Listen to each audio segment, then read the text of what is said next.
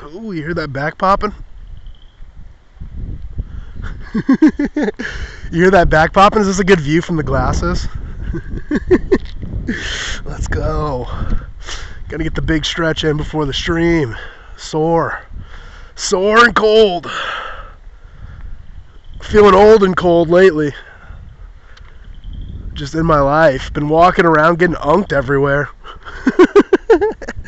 I've been walking around New Orleans the last week, like making friends, hanging out, and like 4 or 5 different times people are like unking me. Like, thanks, big unk. Like, for real, dude. Was like, thanks, big unk. I'm like, great, dude. I like it. That's endearing, but also, like, come on, man. We were talking one time. I was like joking. We were goofing on the street. This was caught on the glasses stream. So stay tuned for like months from now. Months from this date, whenever you're seeing and hearing this for the first time on my channel, I will be putting all the footage out for all the streams I did. Glasses footage streams, driving around, walking around cities, talking, rambling, exploring. So I'm talking to this kid and he straight up was like, oh, how old are you, man? And I was like, oh, 34. And he's like, oh, sorry. I was like, whoa, hold on. You just sorry to me? 34 is old. It's not that old. It's not sorry worthy old. You know what I mean? It's not, ooh, hiss, tisk, and then like a sorry, bro. Ooh. Come on, man. Come on, man. I don't deserve that. I don't deserve getting sorried and big unked by the young folks, you know? But I'll take it. I respect it. If it's coming from a place of respect, I respect it, young folks. Listen to your elders. Hey, youngins, listen up. Big Unk is speaking. Big Unk has something to say. Tune in for the next 2 to 3 hours. You know me, I have to ramble. Well, thank you for tuning in. Thank you for putting up with me. That was a hot intro. Spicy intro. What a hook. Are you guys hooked ready? Are you guys hooked and ready for the next 2 hours? It is Friday, January 30th, 2026. We are at Fontainebleau State Park in Louisiana. We are down on the bayou, y'all. Welcome to the bayou. Born on the bayou. Except I wasn't. Fontainebleau State Park. This is pretty cool. Pretty pretty, right? Spanish moss trees. Pretty awesome. I think this is like an old something. And I think this used to be like a street that carriages would go down. Like a dirt path that, like, you know, horse-drawn carriages would go down like 100, 200 years ago. Back in the good old days. When guys could be dudes. When boys were boys and guys were dudes. But you can't see it. Maybe in the glasses. Way off in the distance. Not way off. I mean, 5 football fields away. A quarter of a mile that way, maybe. Is, I'm not going to say this correctly, but I'm going to attempt it. Lake Pontchartrain. Pontchartrain? Lake Pontchartrain. Nailed it. Stuffed the landing. Is somewhere off in the distance. We are north of New Orleans. We spent the last 2 weeks unexpectedly in New Orleans. I was only planning on being there for about 3 days total before heading back to Nashville and getting back to my life, starting over, touching Tennessee soil for the first time in months, 6, 7 months, ready to get down on the ground, kiss it, get to planting, you know what I mean? It's time to grow, baby. I was so ready. I was like, all right, I'll do a quick little stop. I'll see New Orleans. I'll try the food. I'll see what's up with Bourbon Street a couple nights.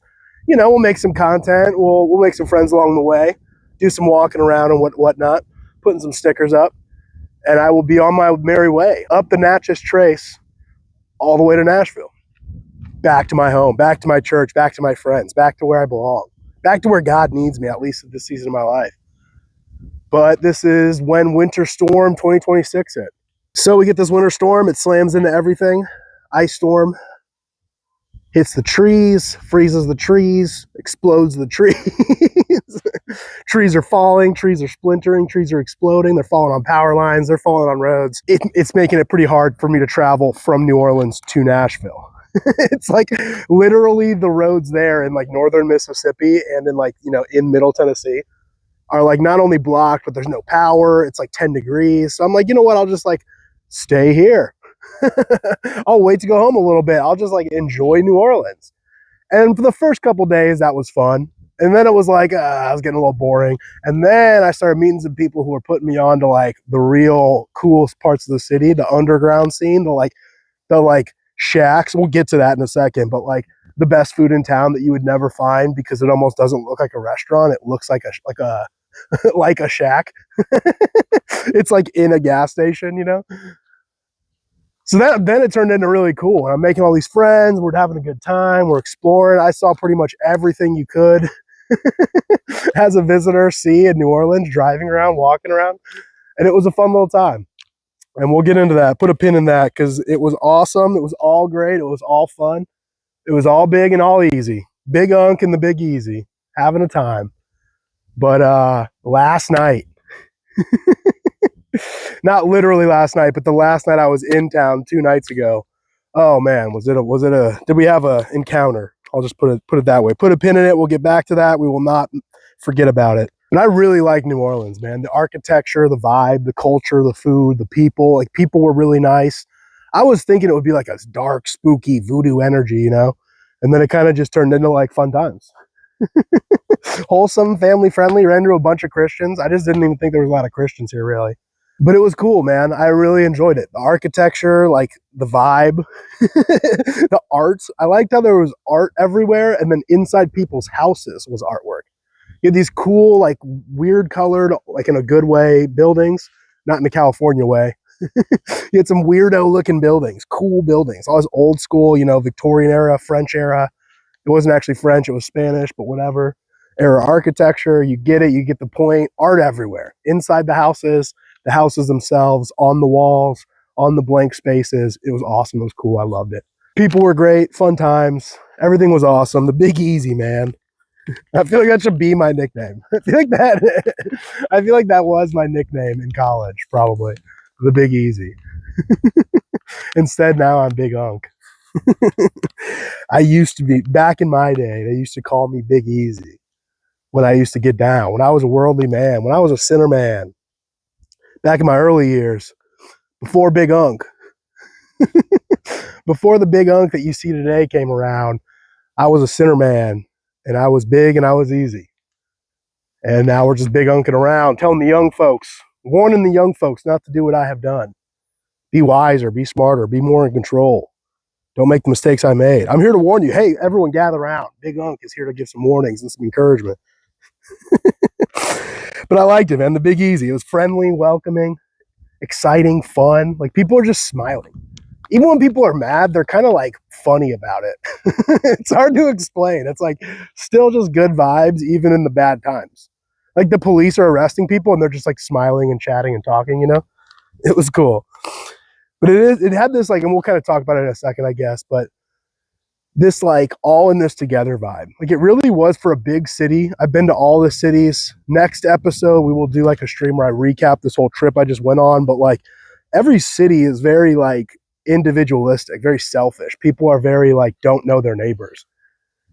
And down in New Orleans, it couldn't be more opposite. Like, it was literally like people were so like friendly and welcoming and inviting and asking, hey, how are you? How's it going? And they wait to like hear the response. Like, they're not just saying that to be polite. They're not just trying to be nice. They're like authentically like, hey, how are you? Because I care about you as a human being, neighbor.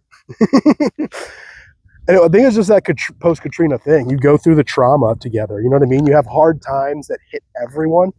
It's not a certain neighborhood. It's not a certain class of people that live in a certain neighborhood. You have something like Katrina that just wipes out the entire city, floods the entire city. Everyone is trapped in this together, has to rebuild this together. That like togetherness that's forced upon them, not just the trauma bonding, but like the togetherness that comes after the trauma. I think it just noticeably made that city, more than other cities in America, more like cool, more my folks, more like caring about each other, considerate for each other, nice, welcoming, friendly, giving recommendations, like eager to help, eager to talk. Like, so just coming from being all over the West Coast, you know, the West Coast states and the Midwestern states, it was just for the last 6 months of my life, you know, it was the opposite. I was kind of getting bummed, especially in the Pacific Northwest. just getting bummed out at people like not being friendly, not being happy, not being social, not, you know, being chill. Very not chill vibes. And this is the opposite. This is like the most chill vibes you can have. So it's cool. It's cool seeing the different aspects, the different ends of the spectrum in America, I guess, for how chill we are. Each city and state, like chill or not chill, you know?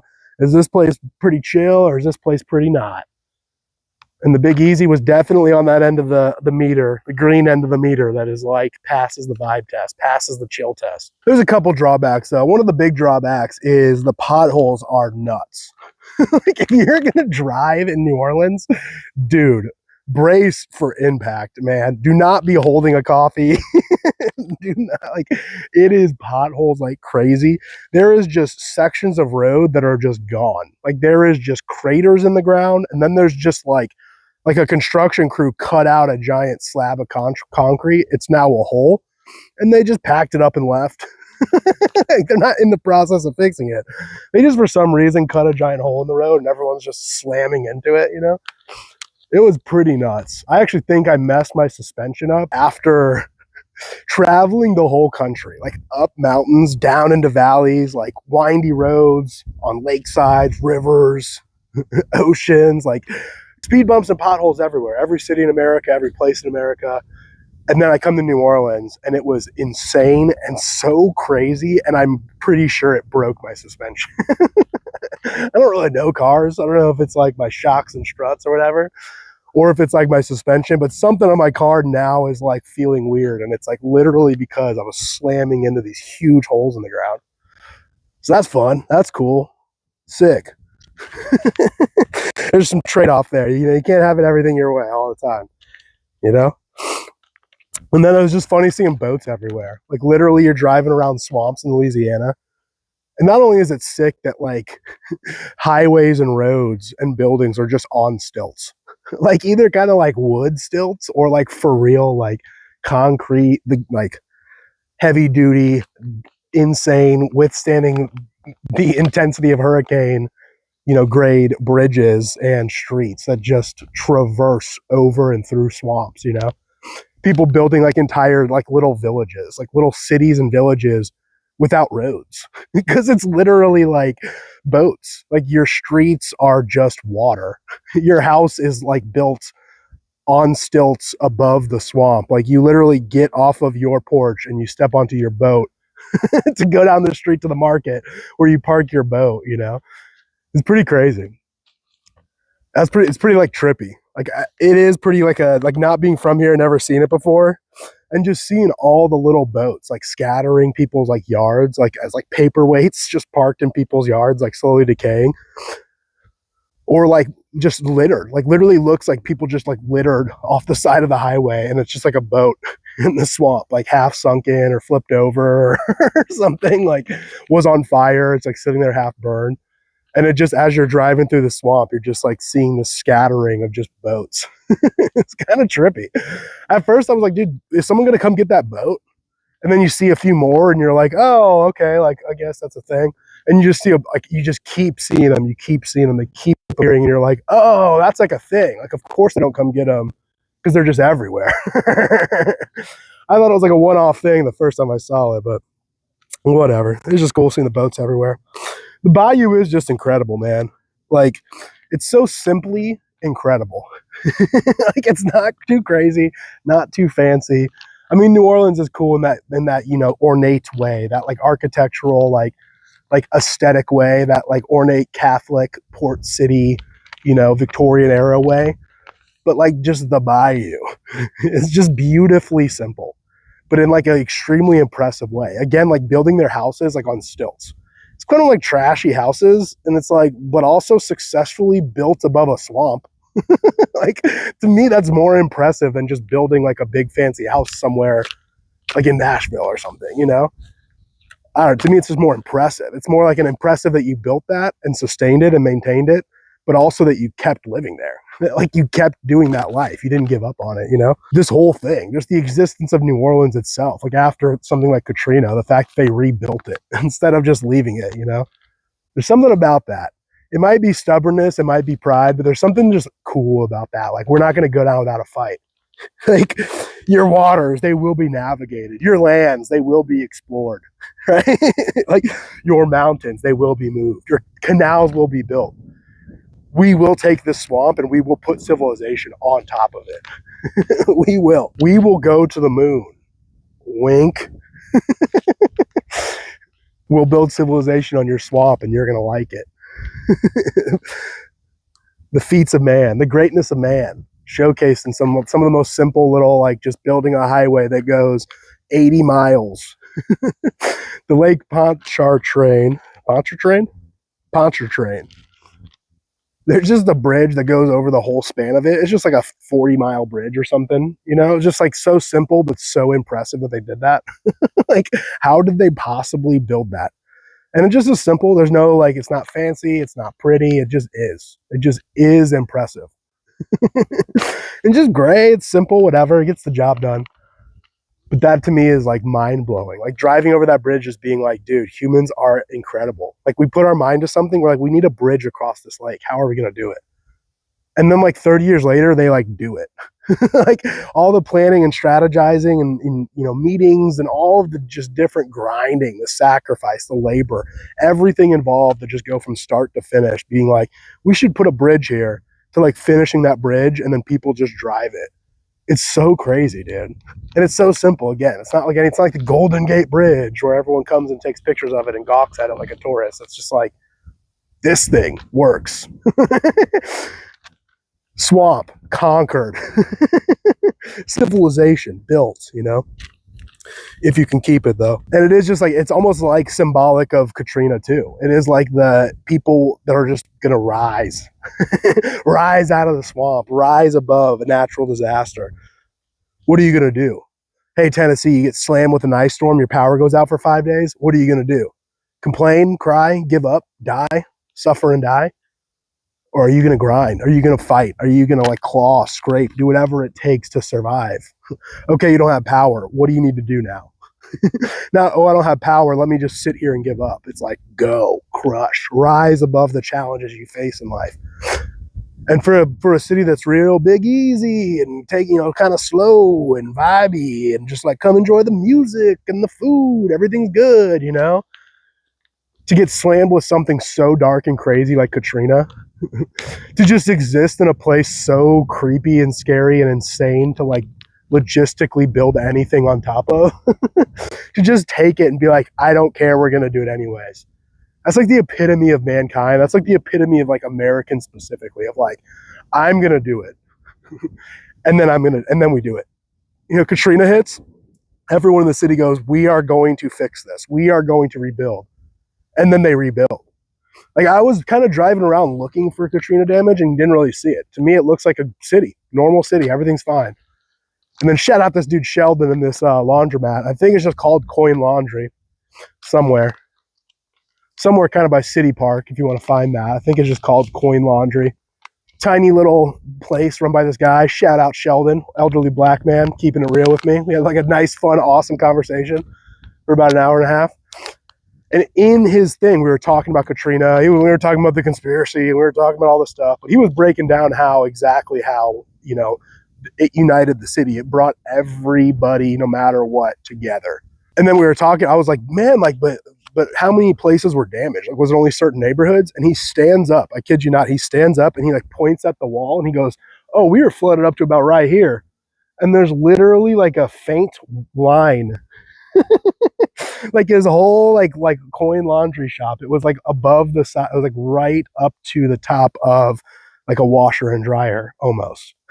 You know, that high. And it's crazy because it was like the middle of the city and kind of a quote unquote what I thought might have been more elevated area of the city, you know, more inland, not really close to the Mississippi, not really close to this lake. And just to hear that, to see it viscerally in real time and be like, oh no, the water was up to here. And he points at this line on the wall. He's like, dude, the whole city had to deal with that. At least that, you know, at least being like up to your belly button in water. Every home, every building, every business had to be fixed, rebuilt, cleaned up, you know, all of it.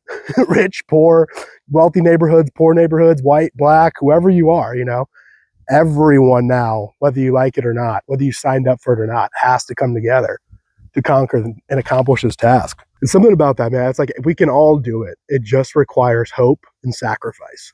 And when you lose hope and when you're not willing to sacrifice, you're going to sit around, you're going to wait, you're going to complain. You're going to try to hoard your stuff and not let go. You're going to try to be in control. You're going to try to fix yourself and save yourself.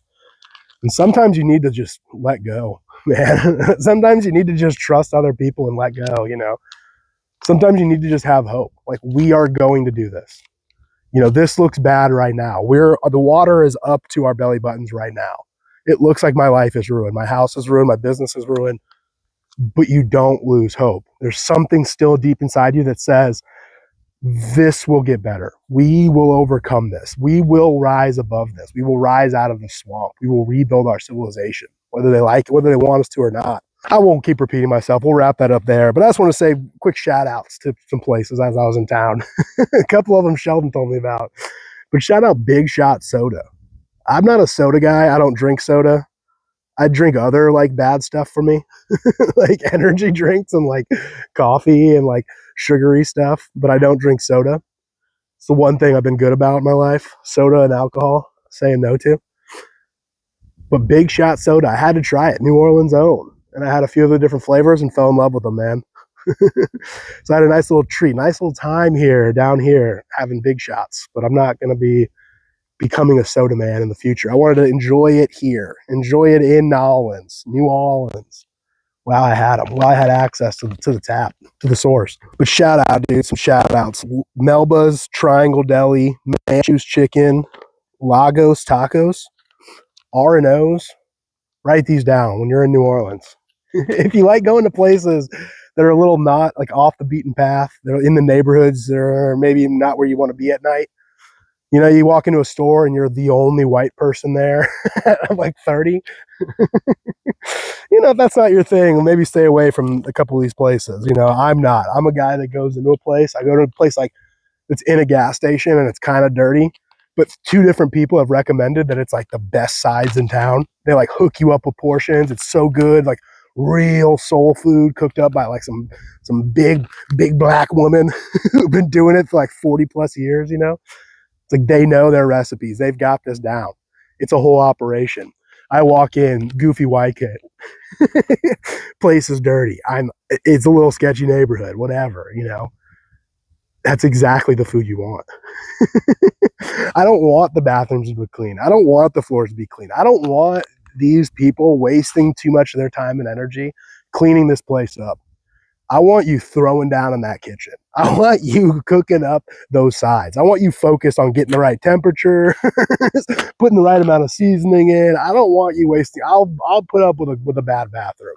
I'll go somewhere else and use the bathroom. I can just pretend that like when I step on your floor and I'm like, it sounds like Velcro because it's like sticky when I lift up my feet. I'll pretend like I didn't hear it. I'll pretend like I didn't feel it. Just hook me up with some extra queso. You know what I mean? Just keep making sure it's slapping. Make sure that food is slapping correctly.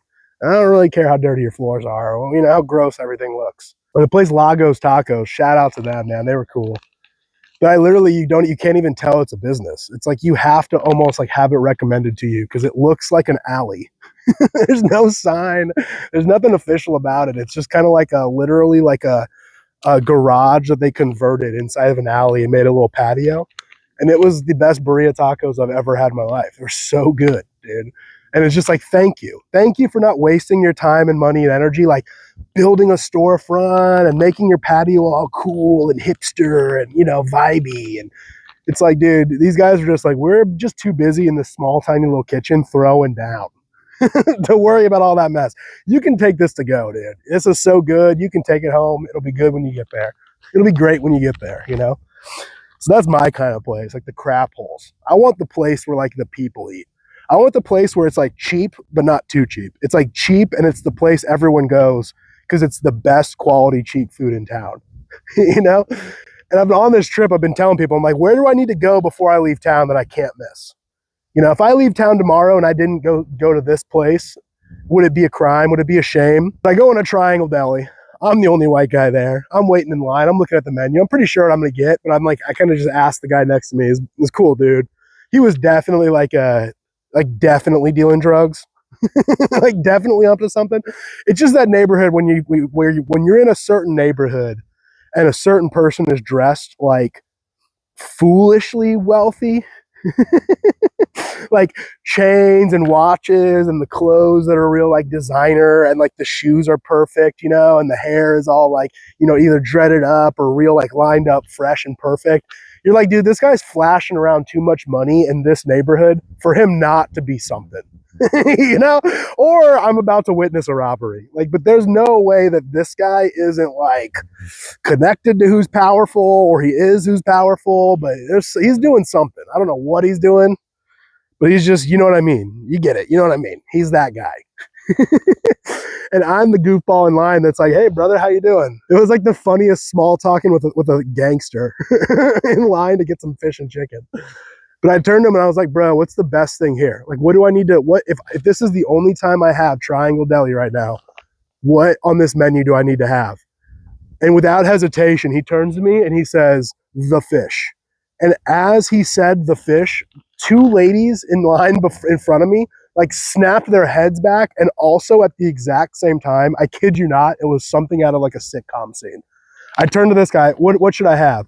And two women like also snap their heads back and go, the fish, the fish. And he's like, the fish.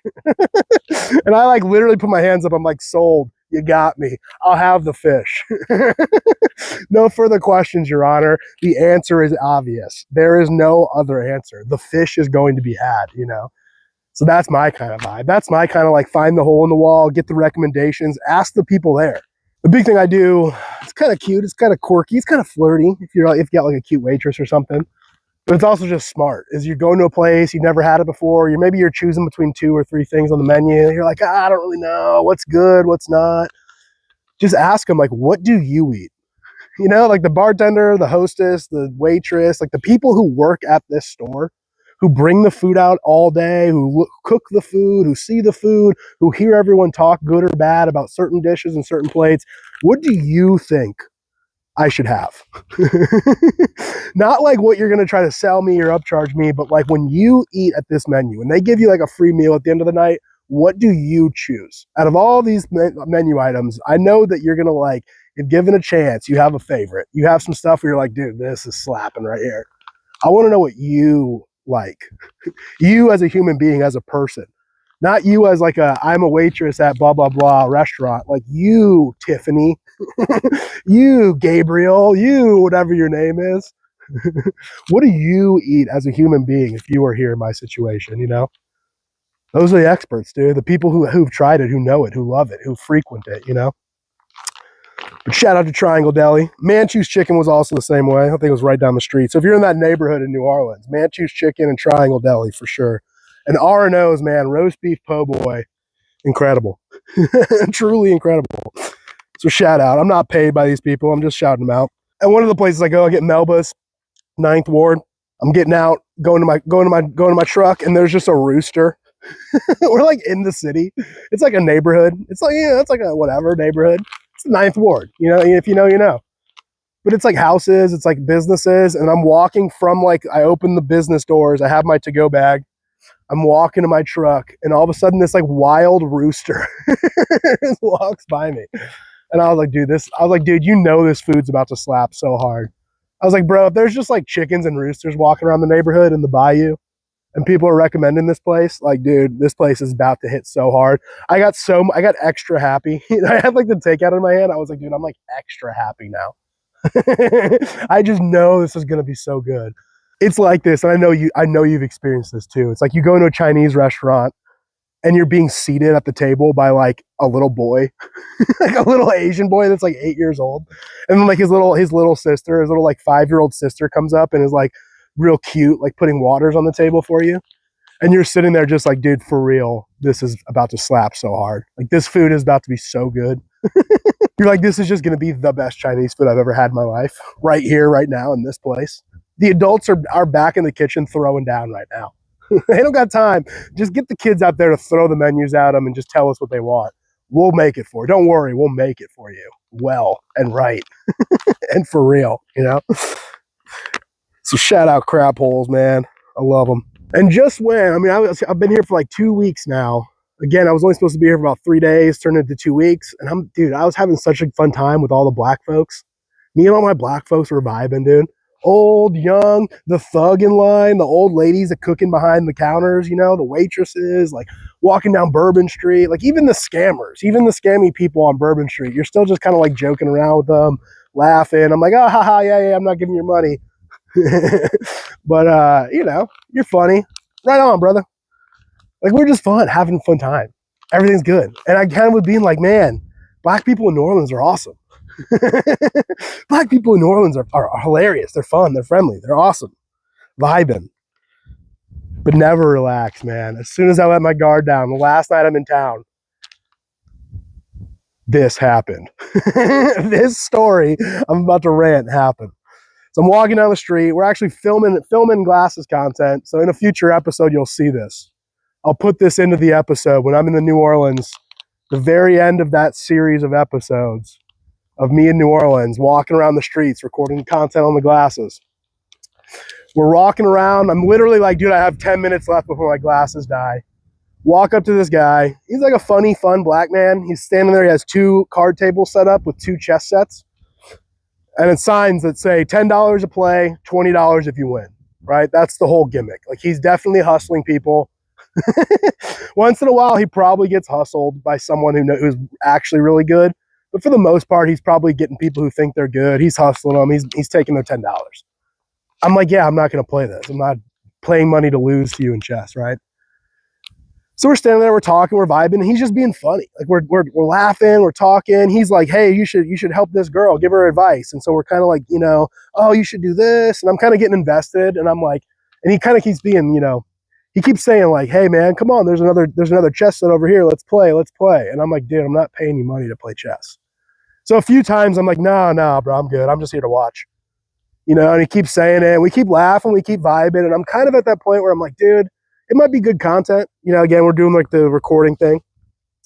Might be good content, and you're funny, you're friendly. I kind of viewed it as like, all right, I'm basically tipping you. I'm basically like a street performer. Like you see the bucket drummers on the side of the street, and you just drop a 10 in the bucket. That's how I was viewing this. Like, all right, bro, you're cool, you're funny. I'll play you real quick in chess. You're gonna beat me. I'll give you the $10 donation. Like that was literally the vibe, the tone. We agreed. Everything was fine. You know, even a few times he said, like, you need change for a 20, brother? And I was like, yeah, but we'll deal with it after. You know, I was like, yeah, I got a 20, but we'll deal with it later, you know? The sign says $10. He's even saying that. He's acknowledging that. He even said, you know, 20 to the winner, 20 to the winner, 20 to the winner, 20 to the winner. He keeps saying that. And I even at one point was like, nah, dude, you're good. If I win, you can just keep it. And he started playing chess. And he keeps making these comments, 20 to the winner. All right, come on. You know, and he's like hyping me up and whatever. And I'm good, but not great. I played a little bit of chess. He caught me. He beat me. That's it. I'm like, is that checkmate? You got me, brother. Good game. And I shake his hand. And I go to get my wallet out, you know, because I'm like, okay, yeah, I'll give him, basically donate the $10. He beat me fair and square. He's funny. He's friendly. Here's his little $10 donation. So I get my wallet out, and I'm like, hey, yeah, let me get change for this. And he was like, no, it's 20. And I'm like, what? He was like, no, we agreed to $20. Let me get that. And I was like, no. So as I'm like literally physically wallet out, pulling the 20 out, I like put the 20 back in my wallet. Like, what are you talking about? No, I did not. He's like, yeah, we agreed to $20 to play. And I was like, no, you said $20 to win, $20 to winner. No, I said 20 to play. You agreed. You said, yeah, $20 to play, $20. You agreed. And he's starting to get like weird, like aggressive. And I'm like instantly the vibe went from being funny, jokey, yeah, whatever, man. Oh, hey, here, you know, to like being, whoa, chill, dude. What are you on? Now he's adamant. You owe me $20. And he's starting to kind of posture like he's moving towards me. I was like, dude, no, chill. I'm not giving you 20. I'll give you the 10. We promised the 10. We did a handshake. The whole time you were asking if I want to change for a 20. You wouldn't ask for change for a 20 unless the price was 10. I was like, dude, your sign right here. There's literally like a painted sign. I'm like, your sign says 10. I wouldn't have played for 20. Your sign says 10, you know. And it just turns into this stupid argument. And I was like, okay, dude, I'm not paying you that. Like I put the money back in the wallet. Now he's angry. Now he's actually physically coming around the table to like be in my face. You're getting me hot. You're getting me angry. You're riling me up enough right now, besmirching me, lying about me, saying that I agreed. Like that to me is the offense. I get it. You're a hustler. You're a swindler. You're like, oh yeah, here's a sucker. Let's see if I can, say the right magic couple words and catch him off guard and he'll just give me the 20 and walk away. Like I get it, bro. You're trying to get one over on me. But to just lie, to just say like you said you agreed to 20. It's like, no, I did not. And now you're lying about me. Now you're like dishonoring me. Now you're like besmirching my character, calling me a liar. I did not. I will not be called a liar. I will not be stolen from. I will not be like extorted. So I put the money back and I'm like, I'm out, dude. Bye. And I literally just start walking away. He grabs a bag. He was playing 2 games at once. So as this is happening, there's awkwardly like these girls he's playing against. He tells the girls, I'll be right back. He grabs this bag. I thought maybe it was a gun. The way he grabs this bag, he like had his hand in it. And he's following me now down Bourbon Street, yelling at the top of his lungs, give me my money. Give me my money. Give me my 20 bucks. And then at some point, we're like literally awkwardly, I'm walking away. He's chasing me, yelling this. Black man, not bigger than me, kind of whatever. You'll see, I guess in the future episodes, you'll see I literally have him on camera and I'll like point him out or whatever. But, we won't get too into all the little details, but I'm walking down the street and this guy is just literally awkwardly following me and aggressively yelling like, give me my money. Give me my money. And he's going back and forth between saying $20 and 10, which is telling. It's like, and 1 minute, it's like I owe him 20 and it's his money, quote unquote. And then the next minute, it's like, no, I only owe him 10 now and it's still his money.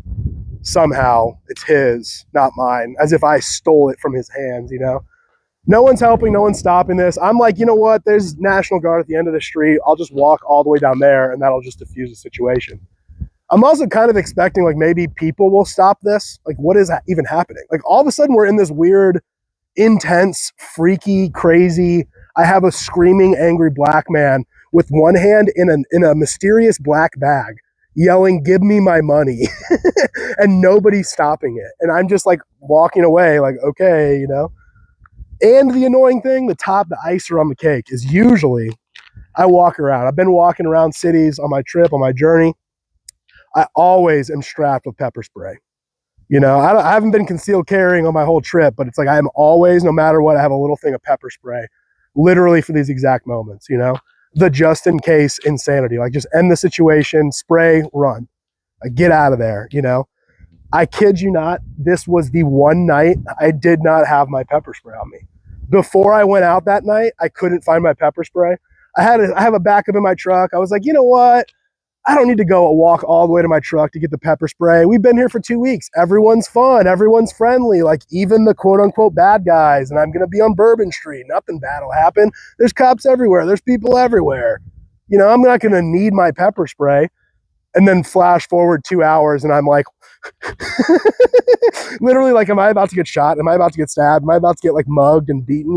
Like get the heck out of here, And I kid you not, it's like 5 blocks to this. And I keep stopping and turning around being like, no, I'm not giving you the money. Stop. I was like, we can go talk to the police about this. Also, the annoying thing is the whole week I was there up and down Bourbon Street, they have National Guard. Like, it's almost like you couldn't turn in any direction without seeing some kind of police or National Guard. And that was reassuring. It wasn't weird. It was actually kind of like, yeah, dude, this place is safe. No one's going to mess with you here. There's cameras everywhere. Every step you take is on camera. There's literally like strapped with ARs, National Guard walking around, police everywhere. Of course, this moment, there's not to be found. It's midnight. It's not anything like a crazy hour. People are just ignoring the situation. Security guards, bouncers at clubs were walking on by as this is happening, as this man is screaming at me, threatening me. Long story short, I just keep walking, kind of being like, dude, whatever. At one point I turn and I'm like, I just stand there like literally silent as he's just like in my face yelling, give me my money. And I'm laughing. I'm just like, dude, no. Like almost like ignoring him, like just standing here like this as he's just in my face. Give me my money. Give me my money. You give me my $10. Give me my $20. Give me my $10. And I'm looking around and there's just all these black men that are like the bouncers or the security guards for like the various different bars and clubs on the street. And I'm looking around at them all just look at me, And and then, here's my options. If what happens if I act? What happens if I react? What happens if I push him? If I'm the aggressor here? What side do you think they take? you know, I'm being lied about. I'm being chased down the street, threatened, about to get assaulted. They're not doing anything. But if I was to do something, if I was the first to act, if I was going to do something, for a fact they would jump in. Just so annoying, And so then, of course, I'm standing there. I'm like, dude, I'm not giving you this thing. I was like, we can go talk to the police. Let's go find the police. We can talk this out and see if I have your money or not. So I'm like, let's go, And as I turn, I just get slapped from behind. I turn around. I'm like, all right, let's go find the police. And I just get slapped. My headphones, my over-the-ear headphones, fall off my head. I catch myself. Whoa, woozy. What even just happened? He bends over, gets my headphones. He's now standing there with my headphones in his hand, give me my money, give me my money. And I'm like, give me my headphones. Give me my money. Give me my headphones. So now for 10 minutes, again, I'm standing around just being like, hey, is anyone going to help me? This guy just assaulted me and stole my headphones. Anyone? There's 15 dudes just standing at each, interval of restaurant and business, and just bystanders walking by. Anyone going to help me? No, I'm just going to get slapped. White boy just gets slapped and assaulted and stolen from and accused and slandered against and lied against, literally physically assaulted. And then again, what happens if I react? What happens if I now start charging? What happens if I'm now the one that's give me those headphones back? And I could have easily taken them. It is one of those psychologically demoralizing things where you just have to play by the rules when others aren't. It's just abused, mistreated, slandered, attacked, assaulted by someone I could kill with my bare hands. I literally, if I wanted to start charging him, I still don't know what was in that bag. After a few minutes, I realized that I think the bag might have just been his money, or it's personal possessions or something, and he was just kind of holding on to it. It also could have been a knife and could have been a gun. Either way, I could have easily disarmed him as well if I just charged. I could have charged this guy. I could have overpowered him, tackled him to the ground, got him into a chokehold, ended it. I could have thrown punches if I could have gotten to the point where I was manhandling this guy. He was not that strong. He was old. The problem is the second I start, he can slap me, he can assault me, he can scream and lie and make a scene. No one's going to stop him. All his fellow brothers out here. Yeah, they're not going to do anything. They're not, I ain't no snitch. I ain't going to intervene. Oh, no, that's not my problem. They just turn and look away. They pretend like it's not happening. And then watch, the second I get aggressive and I'm give me my headphones back, I start getting a few punches in. I start getting some tackles in. I start getting them in a chokehold. Those people, oh, it's no longer, I ain't no snitch. I don't see nothing. Now all of a sudden they're break it up. Hey, calm down. Chill out, bro. Blah, blah, blah. And that's just the reality. Blacks are racist and whites aren't racist enough. Blacks take their side and whites don't, And then it is the whole thing. Long story, I'm just rambling. I eventually just walk down the street. I give up on the headphones. All right, bro, you got my headphones. Great. Enjoy it. You got my $35 headphones that I've had for a year. Have fun with them, And I'm just I'm going to go get the police now, and I'm going to be filing charges for assault. You have now assaulted me and stolen my headphones. It's could you not think, are you unable to? I know they have low impulse control and stuff, and they can't really think 15 minutes behind them or 15 minutes in front of them very easily or very often, Not all, but most. I know there's just this inability to control yourselves. Someone says a word and you just can't control yourself physically from doing crimes. Someone refuses to get swindled by you, to be stolen from you, and you're going to chase him down the street, slap him and steal his headphones and get charged with assault and robbery. I don't know. That's pretty intense. You could end up going to a lot of court, seeing jail time because you couldn't stop and be maybe the $10 isn't worth it. Maybe I did lie and try to cheat him out of something, and he caught me. He caught me with my hand in the cookie jar. Ooh. Oh, yeah, I had to try it, man. Yeah, I tried. He got away. He didn't fall for it. but they can't help themselves. They can't control themselves. And all they know how to do is react violently. Like law of the nature kind of style. Like might makes right. I'm gonna fight my way into victory in this situation. And it's like I have to play by the laws of civilization. I'm the one that's like, I'm not gonna go viral. I'm not gonna get hit with court costs. You know, he has now assaulted me and stolen my property. I'm in the right. I can press charges. These cameras now, if I react, I will also get pressed with, like, I will also face criminal charges. I will also have to deal with courts and lawyers and blah, blah, blah. Probably going to the jail tonight, spending the night in jail, getting booked, et cetera, et cetera. It's like I'm the one who's able to stand there and go, yeah, the consequences for me hitting him back are just not worth it. But out here, if we were out here at night and he did that, laws of nature say, I will kill you. You're going to threaten me and attack me and put me in a situation where I'm in fear for my life. I will end you. Little boy, little man. Not really, you know what I mean? But like, it just is funny. It's like the laws of nature don't apply. Like, so like if me and this guy were like trapped on a desert island, right? And there's like no food. It's just me and him. There's barely any water. There's like one banana tree and it has like 10 bananas on it. And that's all the food we can find on the island. And there's no civilization. There's no consequences. There's no legal laws. There's no rules we have to fly. It's just nature. It's just might makes right. It's just, hey, strong man wins. That man would not be breathing and I'd be eating the bananas. And he would not be breathing. Or I'd give him the option, you can go sit on the other side of the island and leave me alone as I eat these bananas because you're not going to win these bananas away from me. You know what I mean? Sorry, it's not happening. I might need to just put you down so that when I go to sleep tonight, you don't end me, coward. But it's just that. You get a situation where it's like you revert to just the law of the wild. It does become might makes right. Big, strong, athletic people can impose their will on other people. But when you live in civilization, when you live in a society, when you live in a tribe and a community, now there's rules, now there's laws. Now there's consequences for your actions. Now you have to be smart and wise and control yourself. And, you know, certain people just have a problem doing that. They're very good in the wild. They're very good in the nature aspect of power dynamics and not very good at normal human society power dynamics. Like, they can't really understand it. It's like on the island, I win. But in our clown world, in our society, I lose. You know? I have to play by these imaginary rules and like obey and be in control of my actions and my words.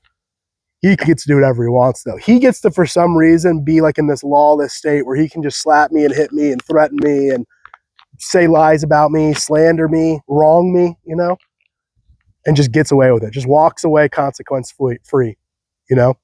So we go to the police, nothing happens. And they're like, yeah, we kind of know who he is. We could probably try to find him. We might not. Like, he probably is a guy that posts up on the street, so we could probably keep an eye out for him and stuff. You could press charges, you know, but that's going to mean you're going to have to come back down here for court and all these legal fees. You're not going to win anything out of it. You're just going to like hit him with a thing on his record. And even the dude was like kind of, so there's two black cops that weren't very helpful. And then there's a white cop who's breaking it down for me factually, the detective on the scene.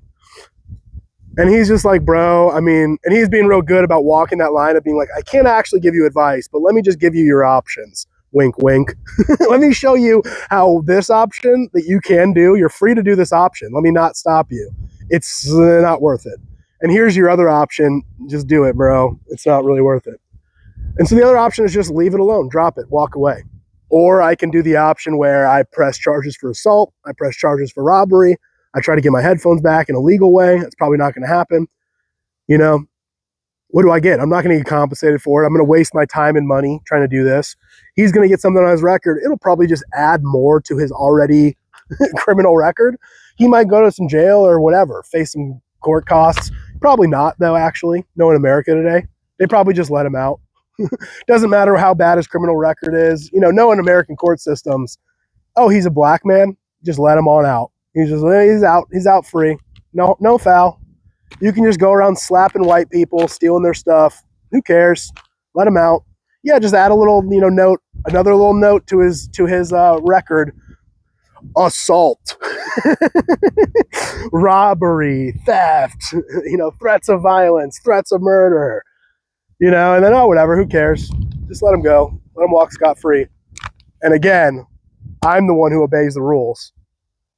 And I'm the one who ends up gets punished by losing my headphones. I get slapped, I lose my headphones because I obey the rules. This guy breaks the rules, slaps people, fights people, etc. I'm repeating myself at this point, but you know, he just walks away scot-free. He gets to just set up his booth and scam people again the next night. Where's the justice? Look at the clown world we're in, you know? The one with more control and wisdom wins in civilization. Or, you know, just being black also. Being black, being a woman, being like a minority, being like anything other than a white man. You know, you just kind of like get elevated, you get promoted, you get jobs, you get off scot-free. When you get to like crimes, you win in divorces, you get all the jobs, and you're, you know, getting all this preferential treatment, no consequences for your action, no jail time, no one's going to help you. You're not going to win on like the streets. You're not going to get street justice, and you're not going to get court justice. The courts are going to let that black man out with a slap on the wrist. You'll get charged. You'll face consequences. You'll go viral. You'll lose your job. You'll lose your friends and your family. You know, you're going to face the consequences, white man, even if it's just matching what he did, even if it's just responding to what he did. You have to obey the rules, or else, well, everyone else, because they're a quote-unquote victim, they're a quote-unquote minority, get to do whatever they want. They can't help themselves. They can't control themselves. Let them do whatever they want. Slap people, steal from people, threaten people.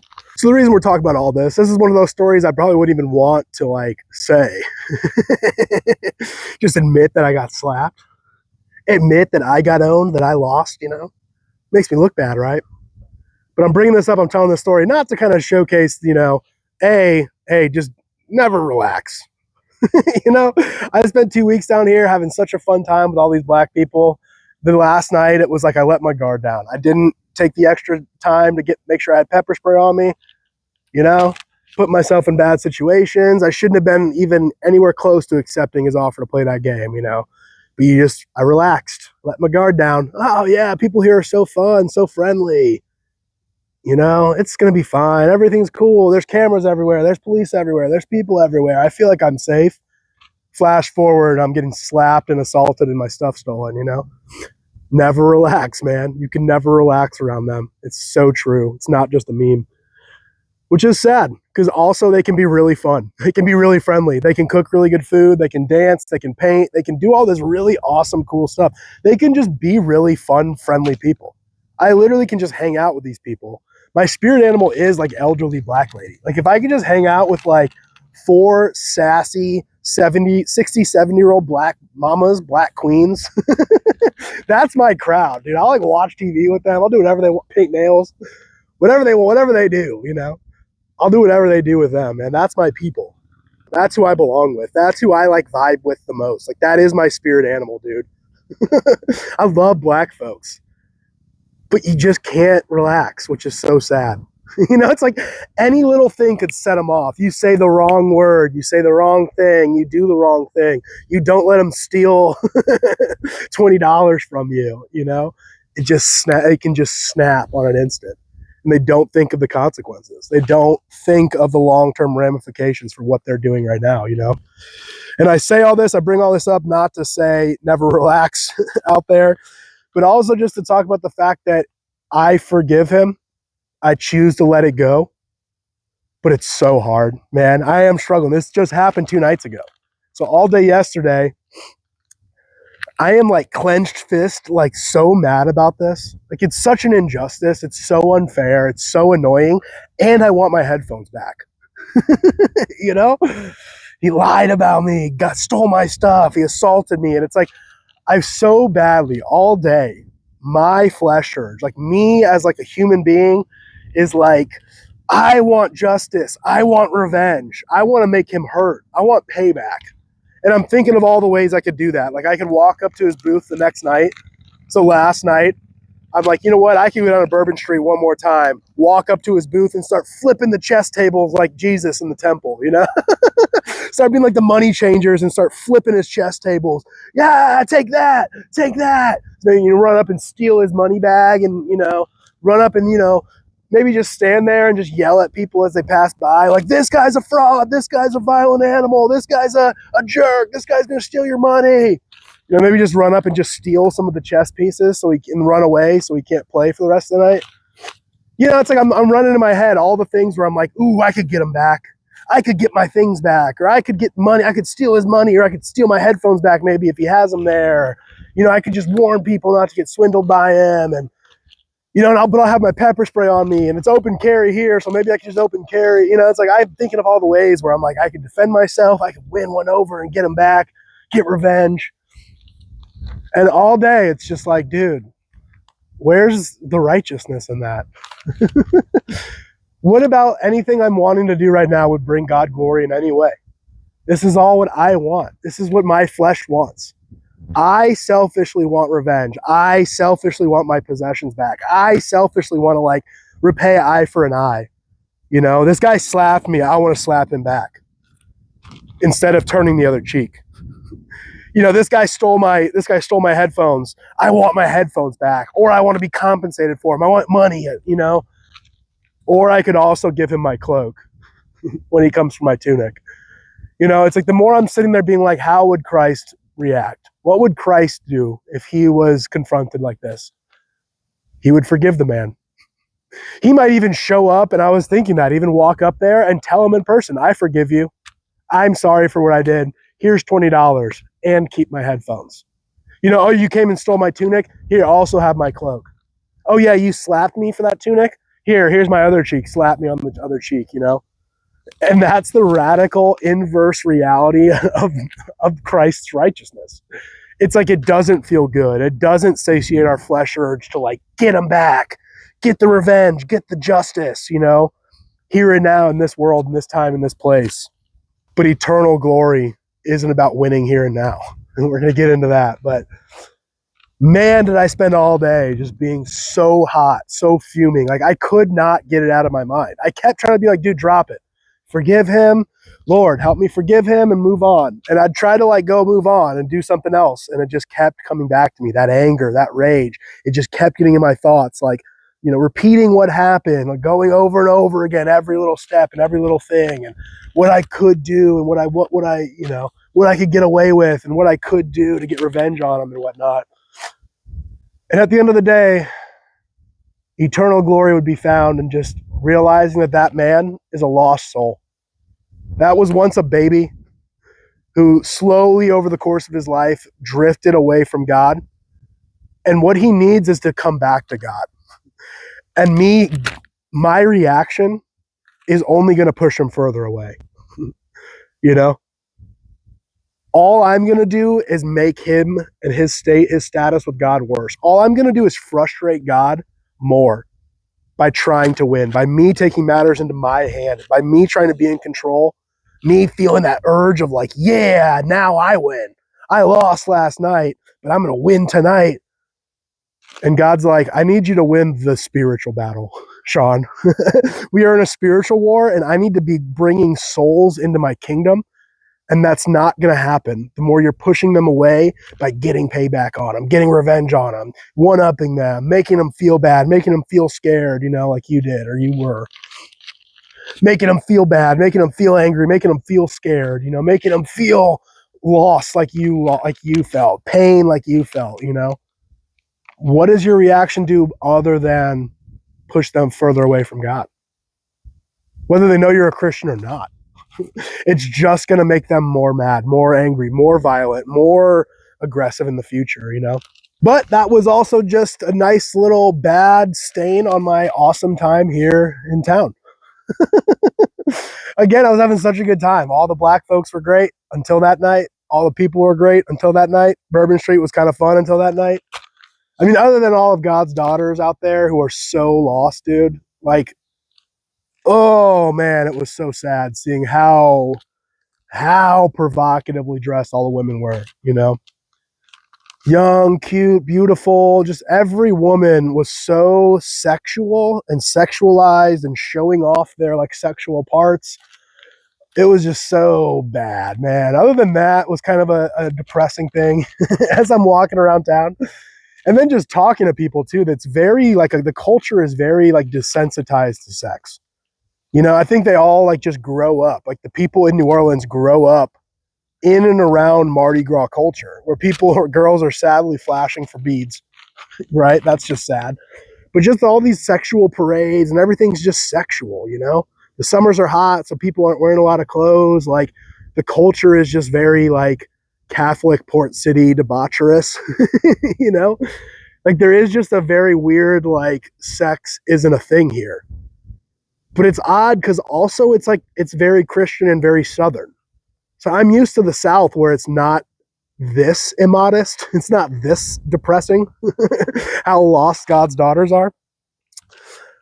I'm used to like a little bit of skin. Or you go on a college campus and it's like, yeah, it's sad the college girls are doing that. Or yeah, you're on Broadway in Nashville and you're like, yeah, okay, that's a little sad that they do that here. It's just different when it's like the whole city, everyone's just, yeah, giving it up. Everyone's just giving it up and so flippant about it, not caring about it, giving it away, you know? It's just not a thing when it should be a thing. So other than y'all, you know, how lost God's daughters are out there, Nola was great. Did not expect it. Did not expect it. I was expecting it too to be way more debaucherous than it was. Way more dark energy, way more sinful, you know?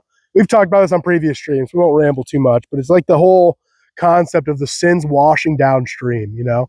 Like physically and spiritually. Like the sins of America just get dumped into the rivers. The pollution, the filth, the trash, the sewage, it all just gets dumped and just keeps flowing downstream. The water keeps going downstream, downstream, downstream. Everywhere in America, and it just like if you look at the map, like veins of water, it just slowly keeps going until it all funnels into the Mississippi and comes out here in New Orleans. So it's like all of the sins and disgustingness of America slowly makes its way downstream and ends up in New Orleans. And I was expecting like it to be more gross, more dark energy, more sinful, more, you know, as a result of that. And it was the opposite. Still a little bit, but it's just not as much as I thought, you know? And it's just that, it's that vibe of that, like, on to the next person, kick the can down the road, not my problem. I'll just dump a bunch of pollution in the river and it'll flow down to that guy down there. I don't need to be clean and tidy and considerate. Who cares? The river will take it down to the next person to deal with. He's going to have to deal with it, right? I don't want to deal with it. Kick the can down the road. Just avoiding all the consequences for your actions and your decisions as much as possible. But America's waters are pretty sinful, pretty dark, pretty muddy, pretty poisoned, pretty just not good. You know, there's too many people with that mindset these days of who cares, someone else will deal with it. And not a lot of people out there that are like, okay, I'll deal with it. Not a lot of people that are going out of their way to do that anymore, to deal with that anymore, to clean up other people's problems and mistakes and cover for them. And not a lot of people that are like tending to their own garden, getting their own house in order, you know? It's like no one wants to even clean up their own swamp. But how many people in America go like me, point at New Orleans and say, that place is bad, that place is sinful, don't go there. There's some voodoo witchcraft stuff there. Ooh, don't go there. There's dark energy there. Ooh, that place is dirty. That place is dangerous. Don't go there, right? That place over there is the bad place, you know? How many people in America have that mindset? I hear it all the time in the South. California, everyone points to California. Ooh, bad people out there. They're bad. They're stupid. It's not good. And I'm like, but like you're bad. But also, like, what are you talking about? Like, you're pointing this finger out here at California. I almost want to like grab his arm and point it right back at himself. Like, what are you talking about? Where's your fruit? You're gonna point your finger over at the lack of fruit out in California. Where's the fruit in your life? You know. You're going to go, hey, New Orleans is bad. New Orleans is sinful. New Orleans is sexual and degenerate and whatever. Gluttonous. And what about me? So I had that little profound realization, while I was down there. But it starts with me. It starts with you. It starts with us. We got to clean up our own mess first. We got to get our own house in order. We got to clean up our own mess first before we start thinking about pointing fingers in any other direction, before looking in the next yard over, before looking at the next swamp house built up on stilts over there, before I start making fun of them or talking about how messy and dirty they are. Why don't I look underneath my stilted house built on top of a swamp and see how many boats are littered underneath my property? Why don't I look at the skeletons in my own closet, right? Why don't I look at the plank that's in my own eye, if you want some scripture, as opposed to the specks of dust in the others, right? And why don't we stop kicking the can down the road? Why don't we stop acting like, well, when I dump poison in the water, who cares? And then complaining when the guy upstream is dumping poison in the water and now you're drinking poison water. And now you're mad that the water's poison, while you also are just dumping your filth into the water, kicking the can down the road in your own life, in whatever way that might look like, socially, physically, economically, etc. There's an African proverb that says, there is no cure without a cost, right? Isn't that a running theme on my show? You can't get something for nothing. There is no cure without a cost, right? You got to have hope and you got to have sacrifice. There's going to be a cost to what you want. So the goodness you want out of this world, it's going to cost you something.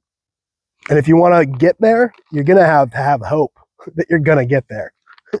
You lose hope, you're going to stop getting there. You're not willing to sacrifice anything. Your energy, your calories, your blood, your sweat, your tears, your time, you're never going to get where you're going, right? It's going to cost you something, and you can't lose hope, but you can find a cure.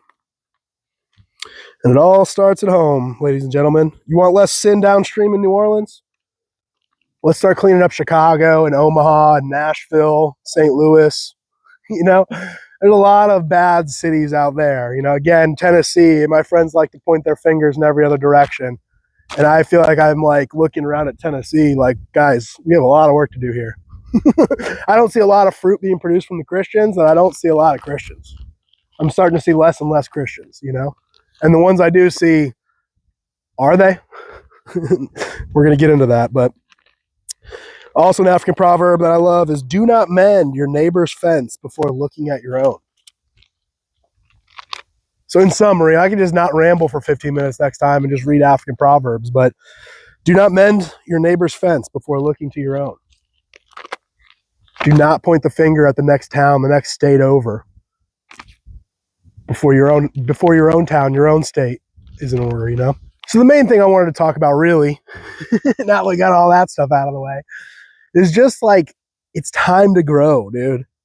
I'm personally so ready, but also Christ's church needs to really start whatever it takes, man. We need a kick in the pants. We need a fire. We need something. I'm not saying we need a Hurricane Katrina, literally, but we need something like a Hurricane Katrina to happen. We need something to happen that's just going to get Christians out of this satanic slumber that we've fallen into. I look around, dude, I don't see much spiritual fruit being produced. I go to different churches all over the country, different cities. I'm talking to Christians all over, Bible Belt Christians, West Coast Christians, Pacific Northwest Christians, Chicago, Midwest, Wisconsin Christians, And I don't see a lot of serving. I don't see a lot of sacrifice. I see a lot of people focused on themselves, focused on the world, I don't see a lot of planting. I don't see a lot of sowing and reaping and harvesting. I see a lot of big fancy churches, and I don't see them doing a lot of baptisms. I see a lot of mission trips out to Congo, Uganda, Egypt, wherever. I don't see a lot of mission trips in downtown Chicago. So we won't get too lost on that because I know I'm going to start repeating myself anyways, but my goal, my fruit, I'm ready, dude. I'm active. I'm actually kind of getting stir crazy. I've been like this for the last month where I'm dude, I'm ready to get back to work. I need to work, man. I've been traveling and having too much fun. There's something inside of me as a man that's just ready to build stuff, grow stuff, and spiritually. I'm ready to like go. I'm ready to crush, man. I'm ready to start making disciples. I'm ready to start fellowshipping with my bros, my homies, my Christian bros. I'm ready to start spreading the gospel everywhere. I'm ready to start producing good, true, and beautiful things any and everywhere I go, serving my neighbors, loving the strangers, forgiving my enemies, like head slap McGee the other night. You know, I'm ready to make the world a better place, and I'm ready to make more people in it saved. Like, for real, you know? We're never going to make utopia here and now on this earth. We're not going to save everyone, but we're not anywhere close to acceptable. You know, our success rate won't be 100%. This place will always be sinful. This is a sin-sick world we live in. We're not going to ever build utopia here. Utopia is waiting for us on the other side in heaven. But while we are here, we should leave this place better than we found it. We should care. We should care about our neighbors downstream, you know, but not if our own lives are not in order, not if we're not producing fruit for ourselves, right? And we need to be at the point where we're producing so much spiritual fruit that it's just overflowing downstream to our neighbors, to the next city over. Be so good, be so crushing that you can just start throwing out your excess in every direction. You know, you be so crushing spiritually that you can look to your neighbor's fence because your fence is so good. You know, your fence is like totally been checked and repaired and it's all painted correctly. It's all good, man. And now you can start spilling over and helping your neighbor. We need to be producing so much fruit that our own lives are in order and we're spilling out into other people and helping them get their lives in order. But I look around at Christians in America today, you probably, like most likely you probably, Christian man, and I look at all these people and I'm like, your fence is a mess. Not only are you pointing fingers at other people, but you're not doing anything about your own fence. You're complaining that other people's fences aren't fixed while yours is like, has giant holes on it. It's rotted. It's falling apart.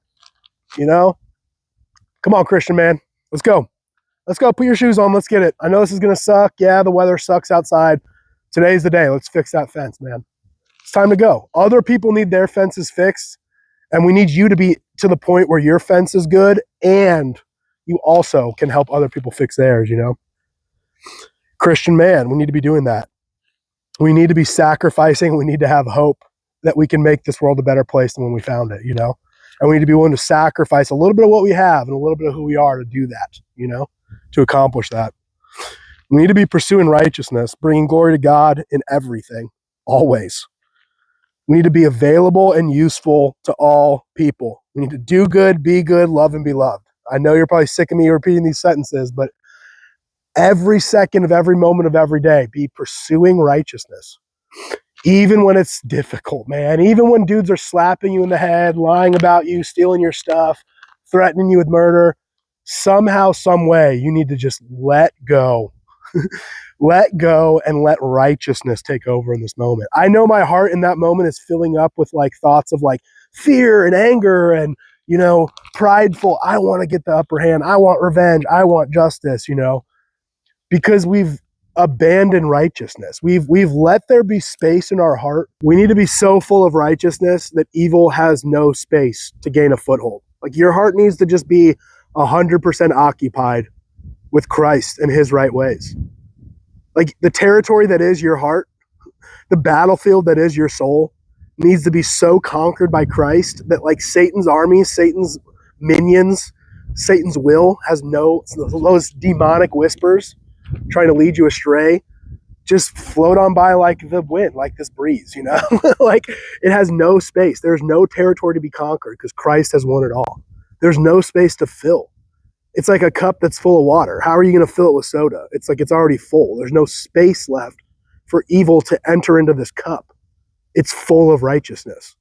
You have a heart so full of God and his right ways. You're so focused on his eternal mission that who cares when bad things come your way?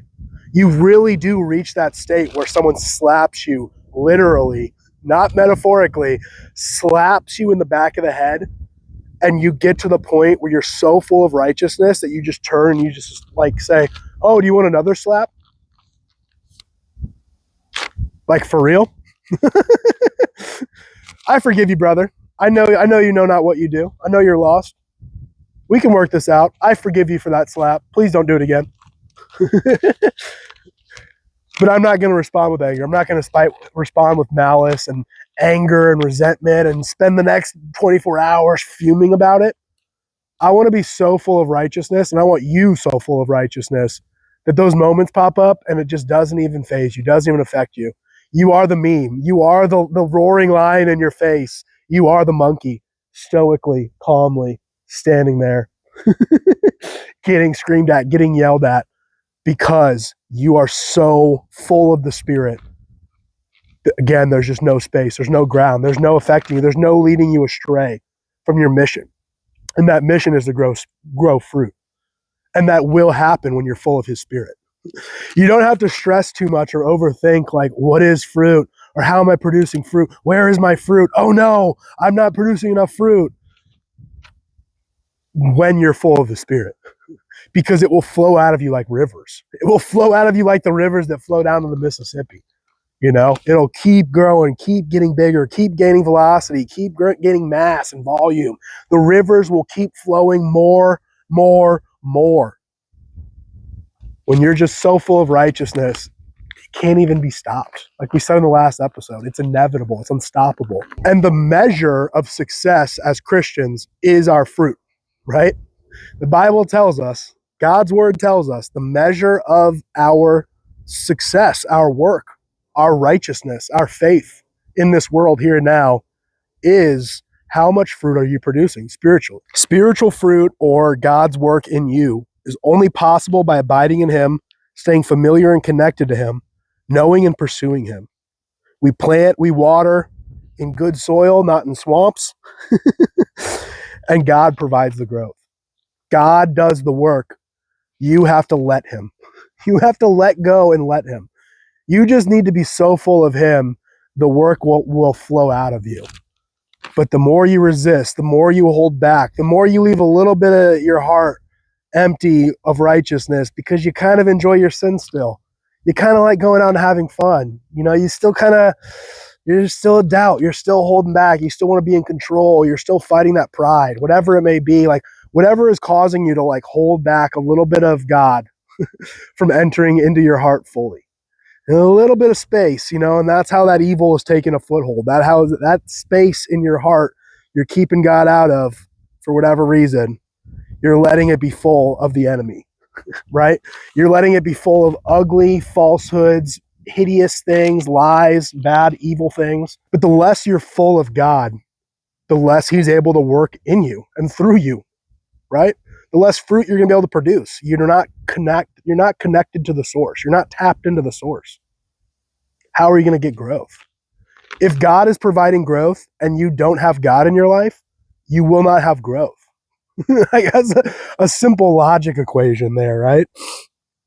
He prepares the soil. He works good things through you. That is fruit, right? And I'm looking around and not seeing a lot of fruit.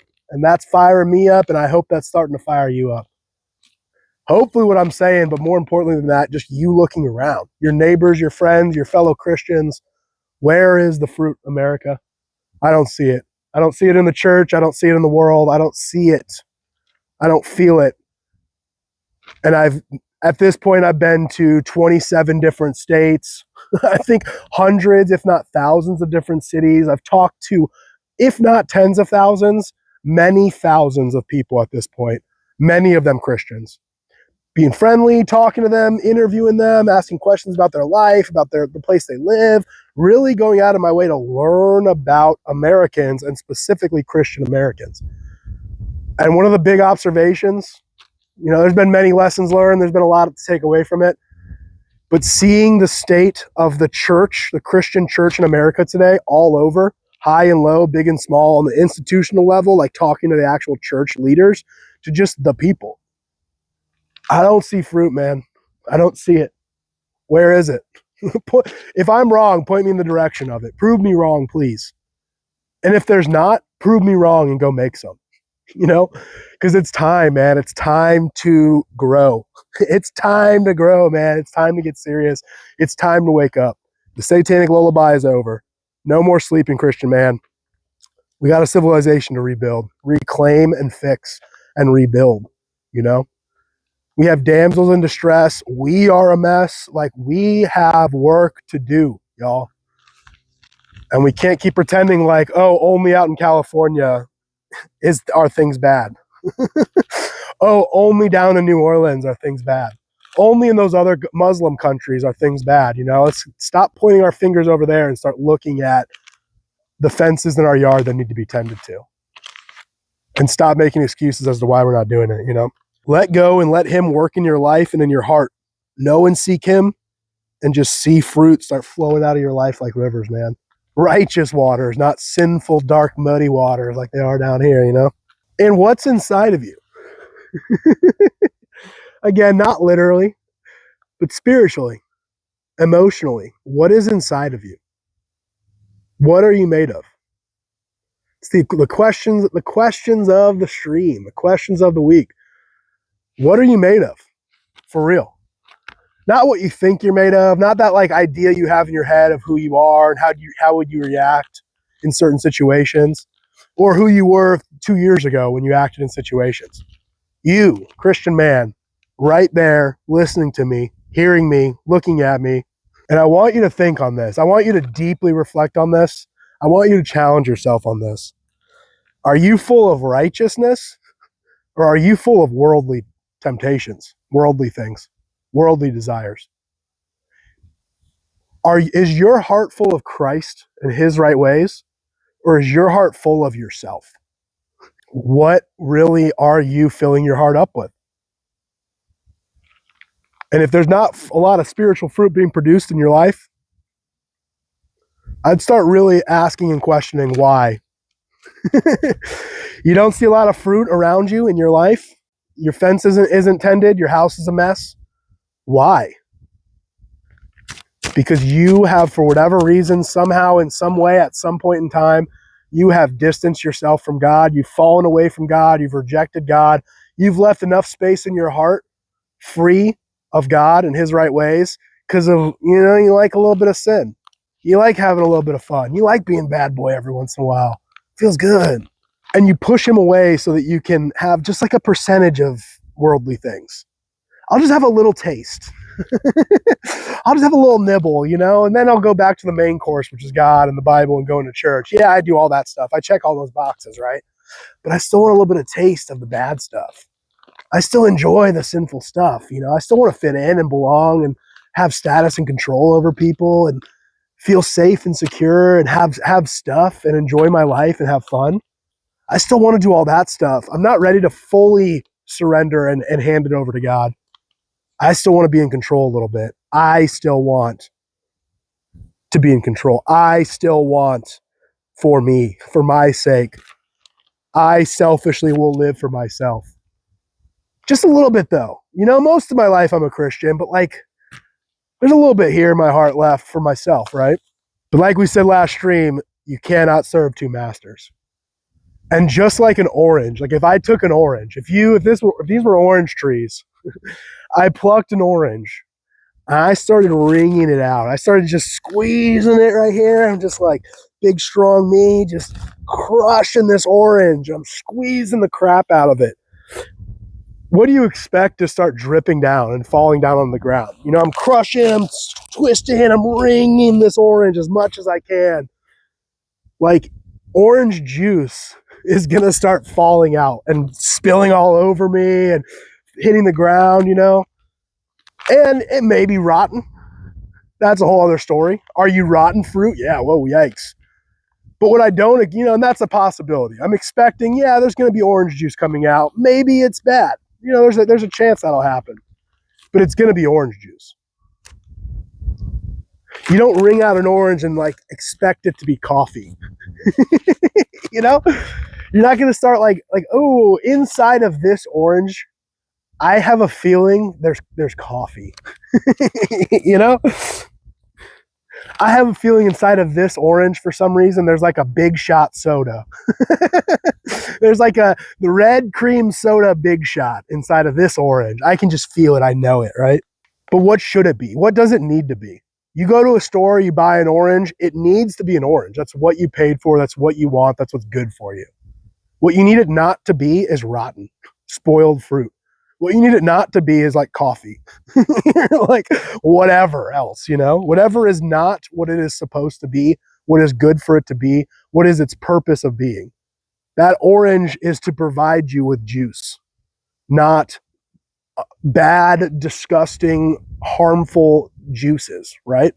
So, Christian man, when life comes at you, hey, orange, hey, orange man bad.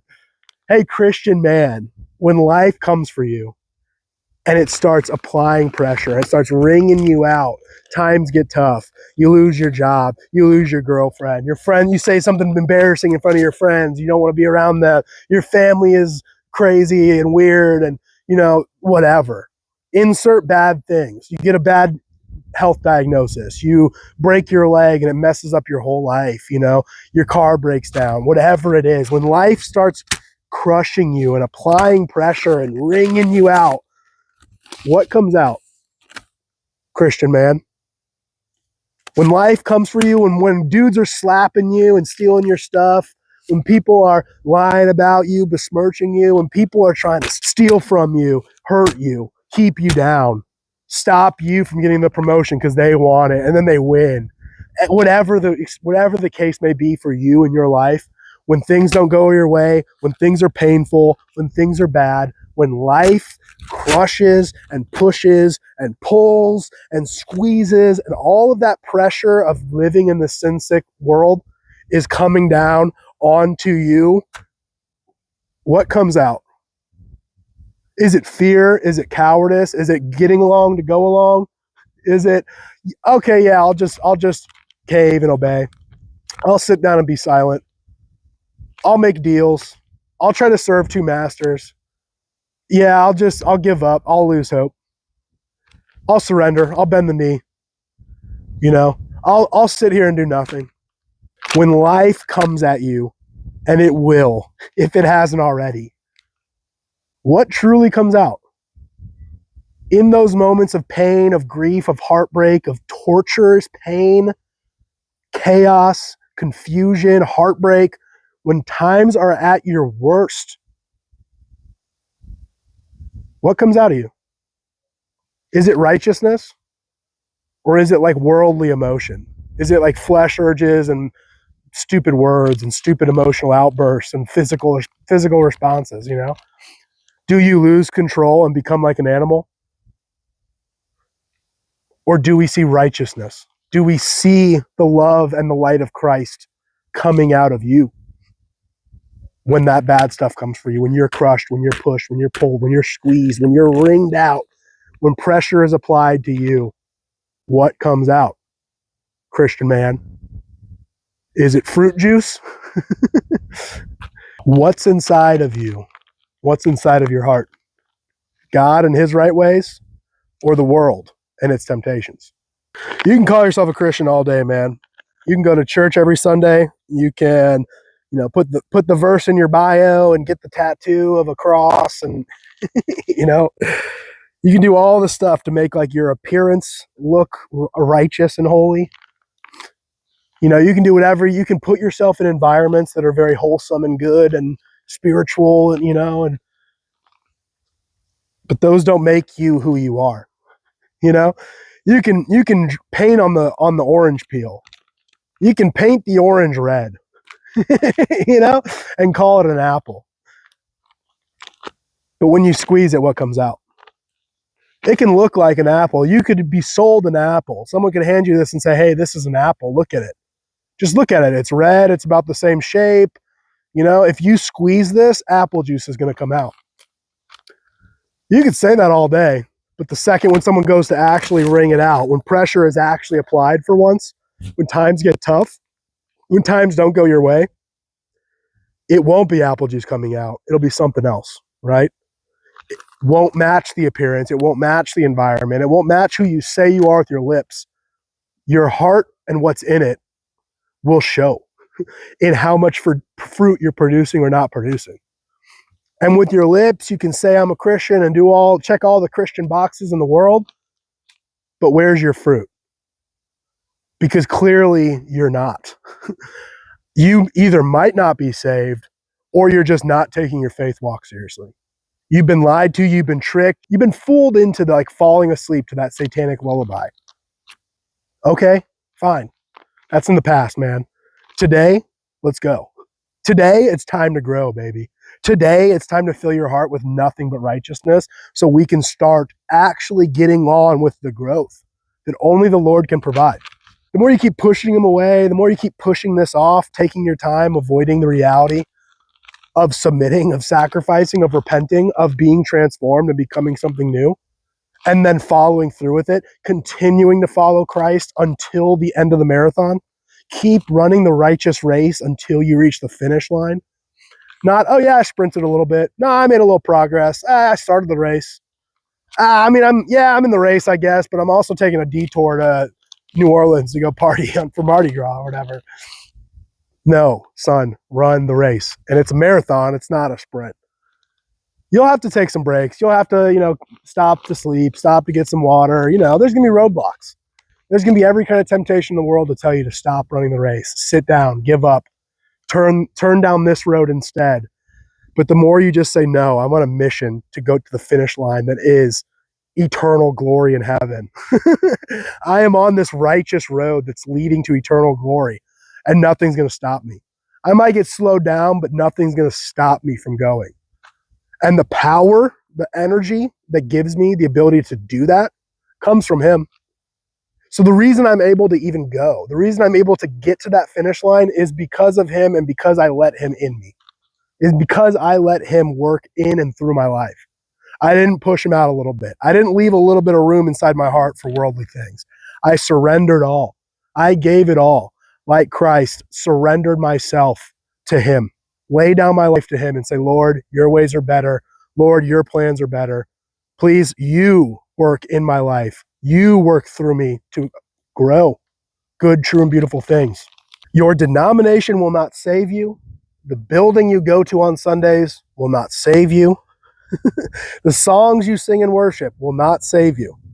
The words you repeat, the rituals you perform, the clothes you put on, the cross you wear, the tattoo you have, the verse in the bio, it will not save you. It will not make you more righteous. It will not produce fruit. Your heart choosing Jesus is what saves you. Your heart choosing to let him in entirely is what will produce good fruit. Your heart determines who you really are. What you keep out of it and what you put into it makes or breaks you. A follower of Christ full of his righteousness or some just secular-minded animal, Are you full of Christ and his right ways? Spiritually reunited with your creator of the universe? Or are you just like a worldly beast, like a descendant from monkeys and fish, here randomly by chance? Your life is pretty short and meaningless, right? So just live it up. Your life is just insignificant and random and short. So have a good time, enjoy it while you're here. Or do you know better? Do you know that's dumb? Like, I can't even laugh. It sounds so dumb now. As a kid, I bought it. I believed it. I read everything in the textbooks. I just believed what everyone believed, And I'm like laughing about it. It sounds so dumb now. I believed and bought all this stuff when I was little, and that's why I lived. I lived as a hedonist. I lived as like an insane, crazy, selfish, stupid, short-sighted, self-destructive person. Because my mindset was, well, I'll just live for myself. Instead of, well, I'll live for something eternally greater than myself. I'll live to like carry out God's will for my life. Not I'm going to live so that I can like have fun tomorrow and feel good, right? Are you eternally focused or are you enjoying yourself here and now? And I've done both. Trust me, there's a correct answer.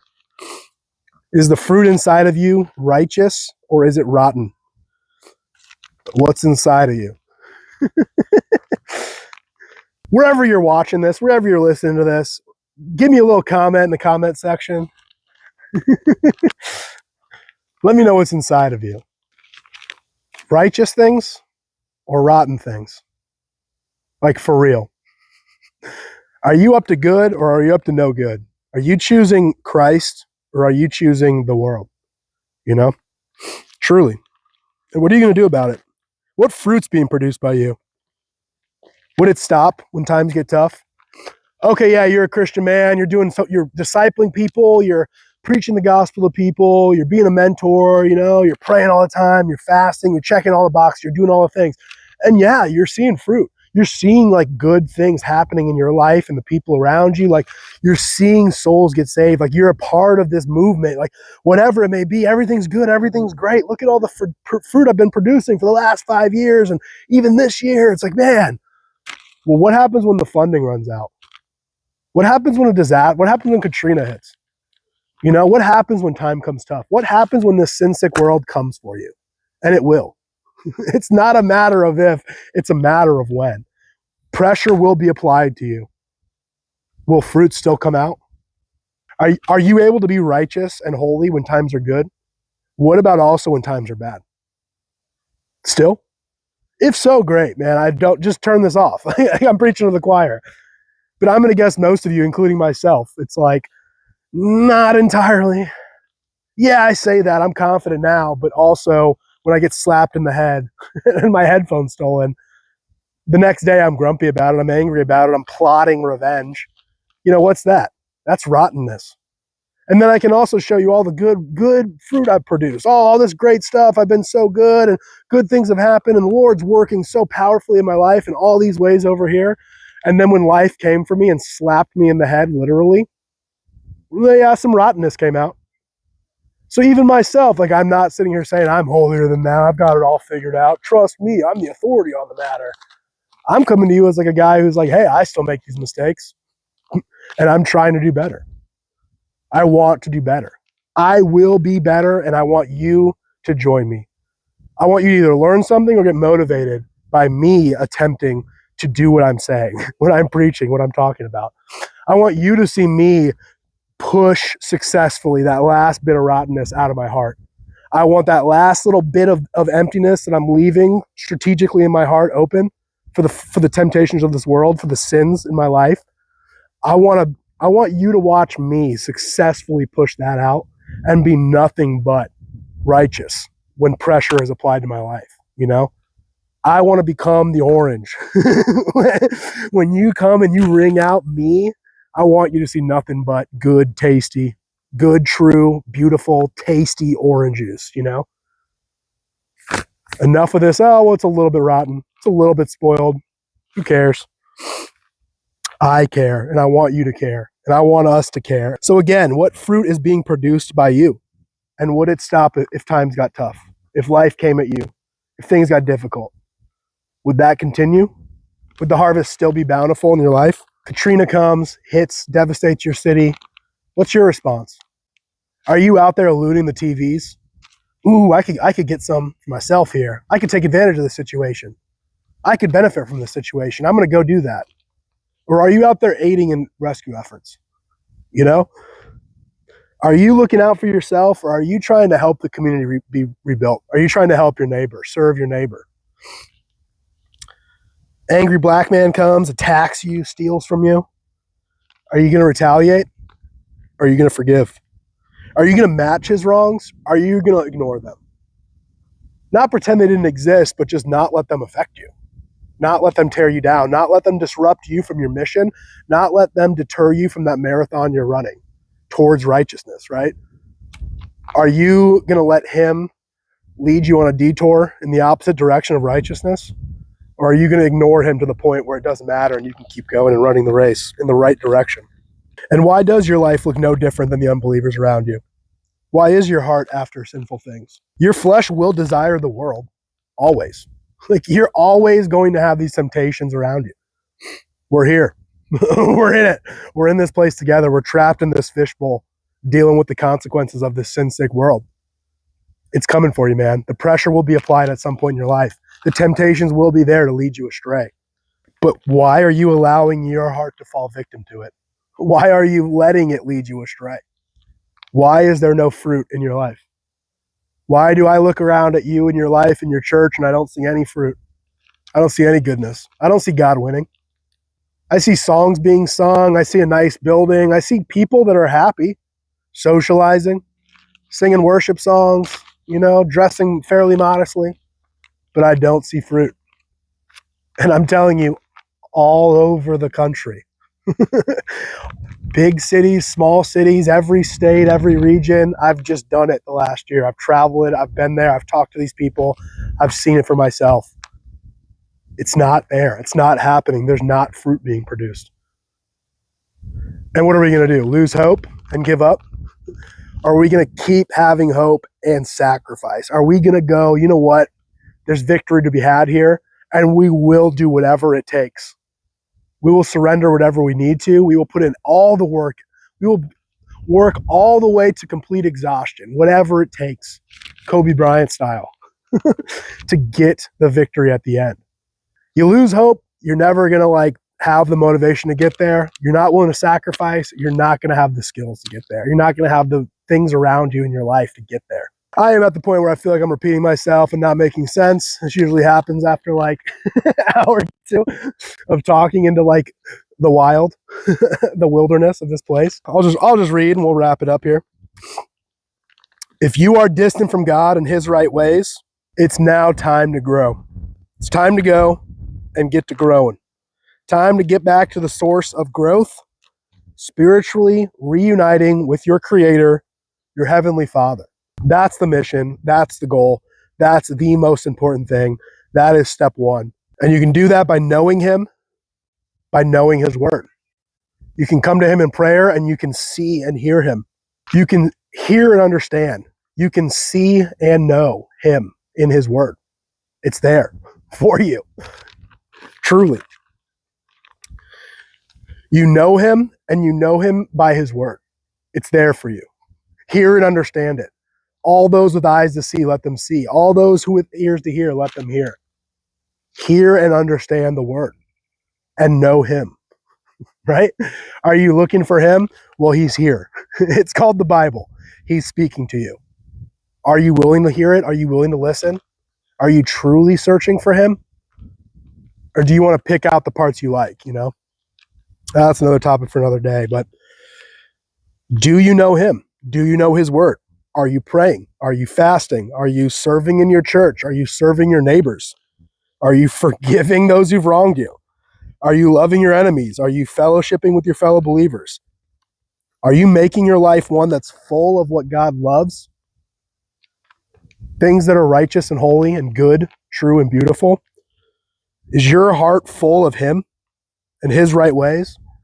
Are you obeying his commands that are clearly what's best for you? If not, it's time to grow, y'all. Time to grow. Let's go. Let's get on it. So, hey, Christian man, what are you made of? What is inside of your heart? For real.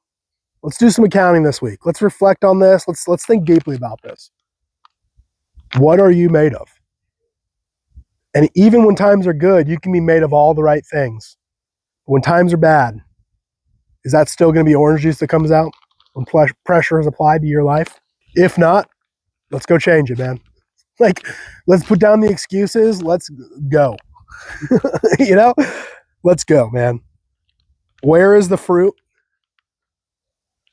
If it's there, great. Keep it up. And then keep going so you're producing so much fruit, you can start overflowing it. You can start giving away the excess fruit in your life to those in need around you. But if there's no fruit, man, that means there's no God in your heart. There's not enough God in your heart. And it's time to let go. It's time to get back to the source. It's time to let him in and spiritually reunite with him. It's time, man. We need it. Let's go.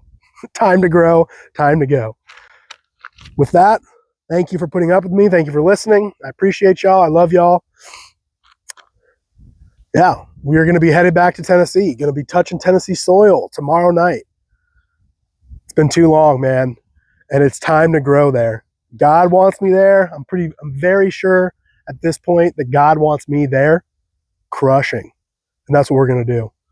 So stay tuned. Join me on this journey to do so. I hope you do truly join me on this journey in your life, in your own way. Go back to him. Go back to your source. He's waiting. Despite your mistakes, despite your mess, despite your problems, despite your rejection of him, despite you pushing him away for X amount of years, despite how bad that reality is, that I've pushed a little bit of room open still in my heart for worldly things. Who cares? Now, fill it with righteous things. And I'm coughing and I got a tickle in my throat all of a sudden. Perfect timing. We're out. Thank you. Love you guys. Be good, do good, love and be loved. Let's go produce some good fruit, man. It's time to grow, baby. Let's go. Jesus loves you and so do I. I'll see you guys soon. Take care.